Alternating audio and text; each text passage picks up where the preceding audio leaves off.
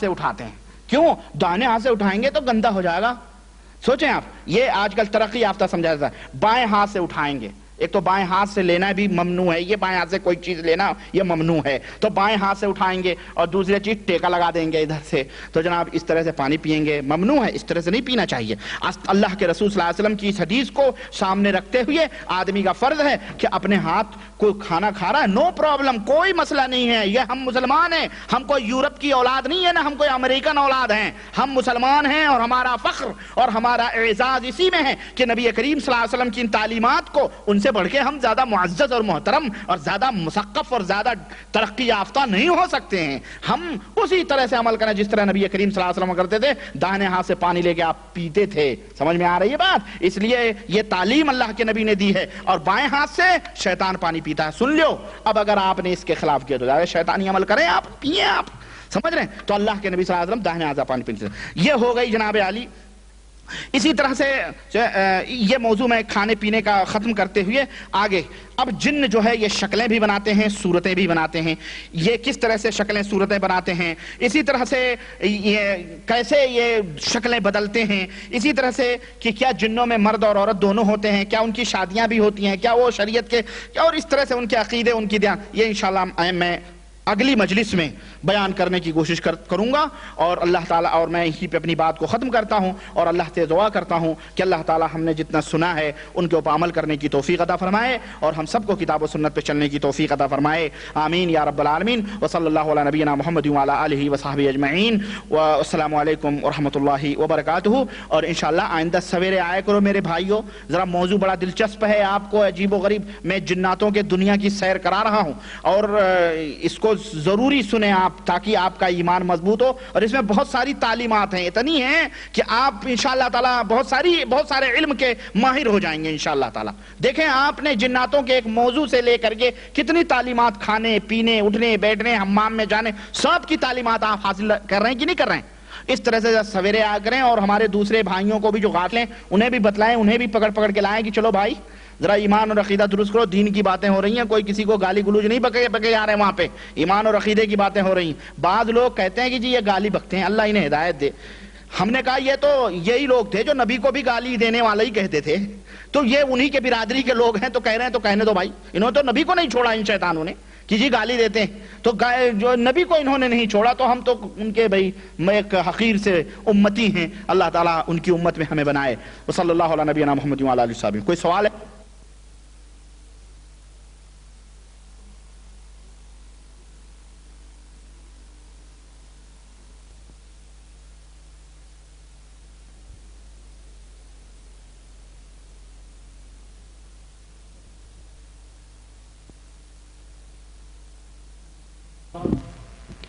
الحمد لله رب العالمين والصلاة والسلام على نبينا محمد وعلى آله وأصحابه أجمعين وبعد.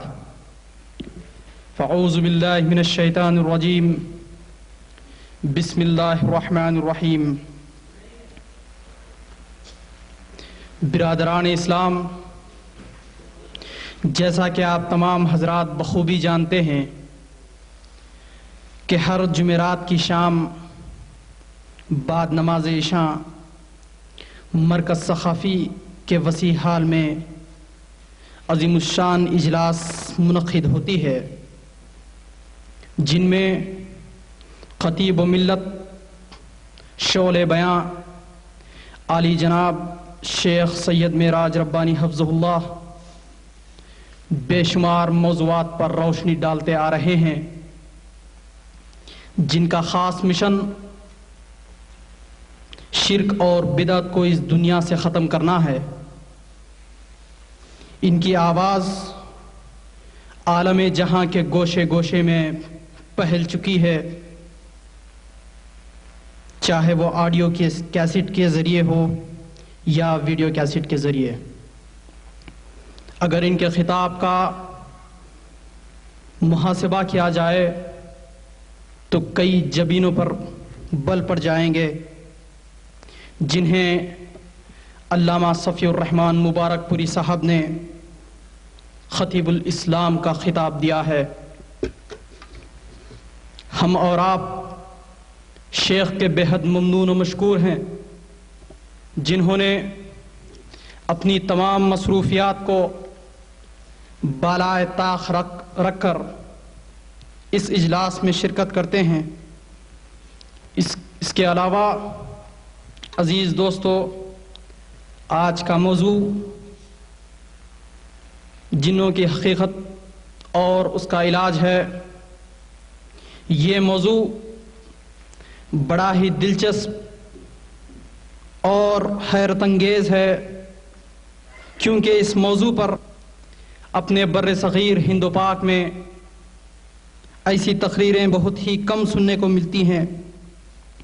اللہ سے دعا ہے کہ اللہ تعالی ہم تمام لوگوں کو سننے اور اس پر عمل کرنے کی توفیق بخشے۔ اب میں بلا کسی تاخیر کے شیخ معراج ربانی حفظہ اللہ کو التماس کرتا ہوں کہ وہ ڈائز پر تشریف لائیں اور اپنے خطاب سے ہم لوگوں کو نوازیں۔ شکریہ دوستو، السلام علیکم ورحمۃ اللہ وبرکاتہ۔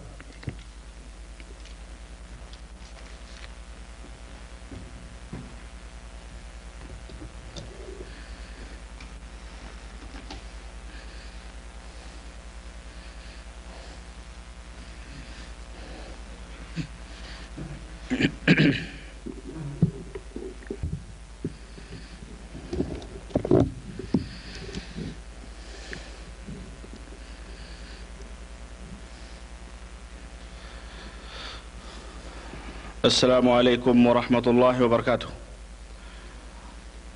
الحمد للہ نحمده ونستعینه ونستغفره ونؤمن به ونتوکل علیہ ونعوذ باللہ من شرور انفسنا ومن سیئات اعمالنا، من يهده الله فلا مضل له ومن يضلله فلا هادي له، ونشهد ان لا اله الا الله ونشهد ان محمدا عبده ورسوله، اما بعد فإن خير الحديث كتاب الله وخير الهدي هدي محمد صلى الله عليه وسلم وشر الأمور محدثاتها وكل محدثة بدعة وكل بدعة ضلالة وكل ضلالة في النار۔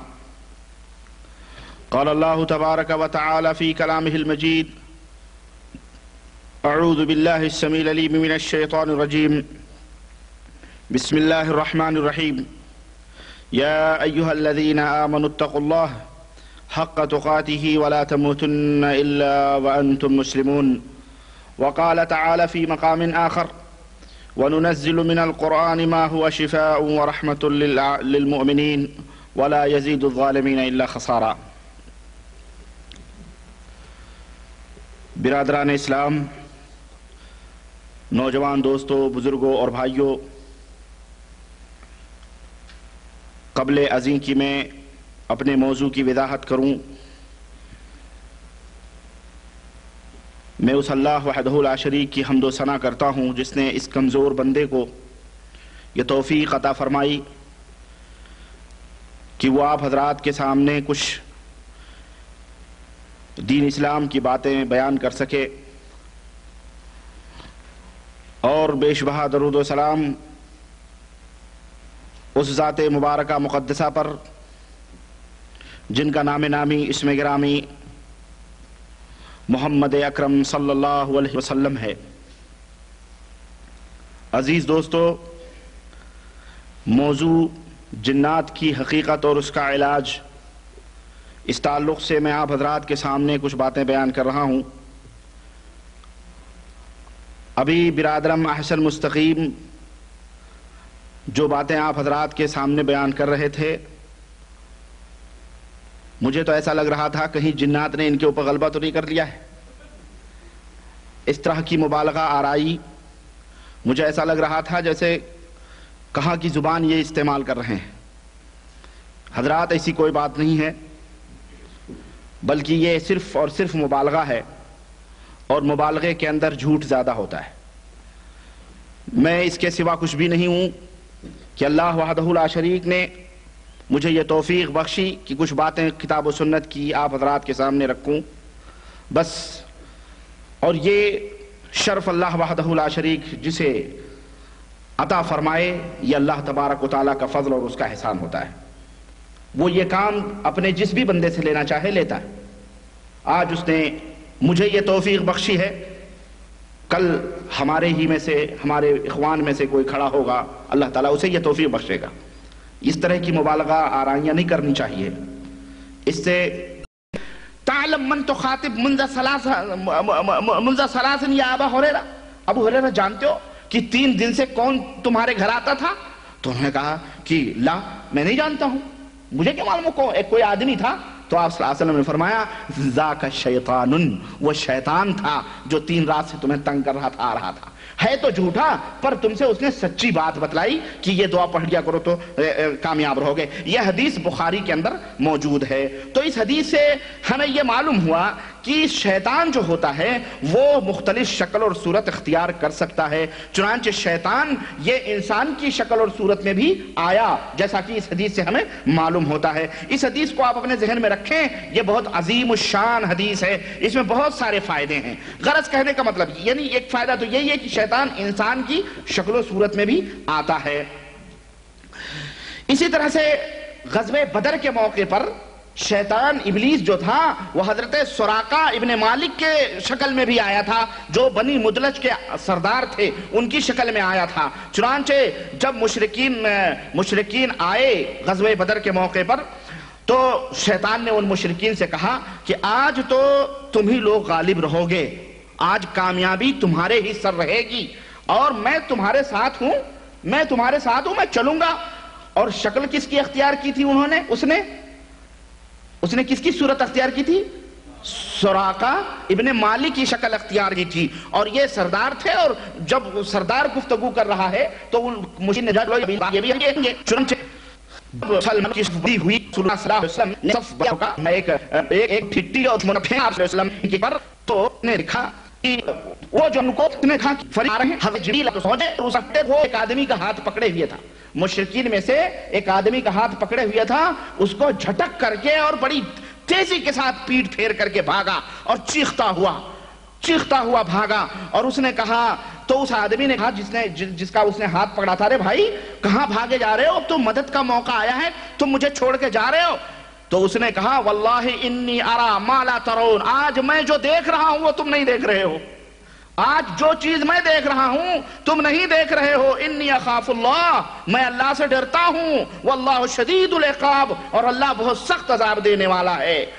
سمجھ رہے ہیں؟ تو اس طرح سے شیطان جو ہے چھڑا کر کے ہاتھ اس کا بھاگا۔ تو اس حدیث سے ہمیں یہ معلوم ہوا کہ شیطان ہم میں سے کسی کی بھی شکل و صورت اختیار کر سکتا ہے۔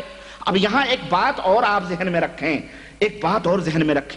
کہ بعض لوگ کہتے ہیں کہ جی ایک بزرگ تھے تو ان بزرگ نے کوئی پرچی لکھ کے دی ایک آدمی کو، کہا دیکھنا فلانی جگہ جاؤ تو وہاں ایک بزرگ فلانے نشانی کے کھڑے ہوں گے، وہ پرچی دے دینا، پھر وہ لے کر کے چلے آنا، وہ کچھ دیں گے وہ لے کے چلے آنا۔ وہ آدمی گیا تو دیکھا واقعی اس جگہ پر کوئی آدمی کھڑا ہوا ہے، اور ایسا نشانی اس مرشد نے بتایا تھا، وہ نشانی بھی اس کے اندر موجود ہے، اس نے پرچی دی اور انہوں نے اس کے اوپر کچھ لکھا اور دیا، اور وہ لے کے آ گیا اپنے مرشد کے پاس۔ تو مرشد نے پوچھا کہ پتہ ہے وہ کون تھے؟ بولے کون تھے؟ بولے وہ خواجہ غریب النواز تھے۔ وہ کون تھے؟ خواجہ غریب النواز تھے۔ تو بعض لوگ یہ کہتے ہیں کہ بزرگان دین اس طرح سے قبروں سے نکل کر کے لوگوں کو فائدہ پہنچاتے ہیں، لوگوں کا تصرف کرتے ہیں۔ اسی طرح سے ہمارے دیوبندی حضرات بھی، حضرت مولانا قاسم نانوتوی کے سلسلے میں ارواح ثلاثہ میں مولانا اشرف علی تھانوی نے جو واقعہ لکھا ہے کہ وہ دارالعلوم دیوبند میں جو جھگڑا چل رہا تھا 2 مولویوں کا، اس میں قاسم نانوتوی قبر سے اٹھ کر کے آئے تھے اور بتایا تھا کہ ان کو محمود الحسن صاحب کو کہہ دو کہ ان لفڑوں میں نہ پڑیں، چنانچہ ان کا بھی یہ عقیدہ ہے۔ تو کہنے کا مطلب یہ ہے کہ یہ سب شیطان ہیں، سمجھ رہے ہیں؟ یہ شیطان ہے جو ان کی شکل و صورت میں بن کے آ کے مسلمانوں کو دھوکہ دیتا ہے۔ اب بات آئی سمجھ میں کہ نہیں آئی؟ جب وہ صحابہ کی شکل و صورت اختیار کر سکتا ہے تو 600 برس بعد مرنے والے لوگ جو صحابہ کے مقام و مرتبہ کیا تابعین اور تبع تابعین کے مقام و مرتبے تک نہیں پہنچ سکتے، ان کی شکل و صورت اختیار کر کے کیوں نہیں؟ کوئی غوث کی شکل میں آ رہا، وہ خواجہ کی شکل میں آ رہا، وہ بندہ کیزود راز کی شکل میں آ رہا، سلطان باہو کی شکل میں آ رہا، بلے شاہ کی شکل میں آ رہا، وہ داتا گنج اجمیری کی شکل میں آ رہا، وہ پاک پٹن کی شکل میں، مختلف شکلوں میں وہ خضر کی شکل میں آ رہا ہے۔ خضر بہت سارے لوگوں کے پاس خضر بھی آتے ہیں، وہ خضروی کی شکل میں بھی آ رہا، فلانے فلانے سب کی شکلیں آ کے اس طرح گمراہ کرتا ہے. اور یہ نادان، یہ ان پڑھ، یہ جاہل اور پڑھا لکھا جاہل مسلمان یہ سمجھتا ہے یہ جی فلانے بزرگ ہمارے گھر آئے، اوتار تک آئے نا، ہمارے تو بھاگ کھل گئے.